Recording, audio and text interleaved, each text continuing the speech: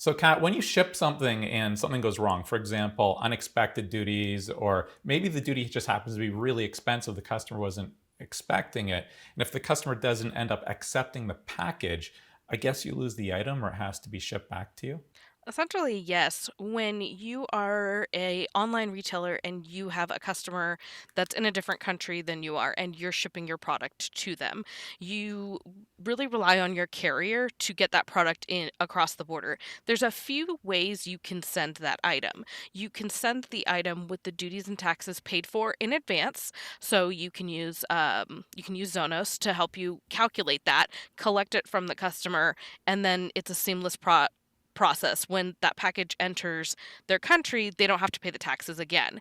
If you ship it duties and taxes unpaid, so the duties and taxes would fall on the end recipient.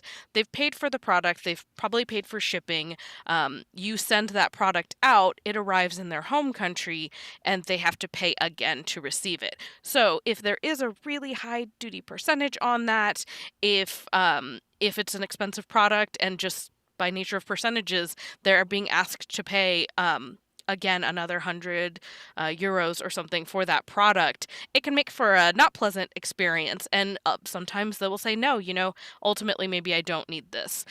In those cases, you have to work with your shipping carrier to either get that product sent back to you, or in some cases, they end up getting destroyed in the home country because it's not worth it to pay for shipping to get that back. And then in many cases, your carrier will also charge you for the warehousing fees until things are determined with that product. So there's a few ways that it can go wrong and end up with an unpleasant experience for your customer.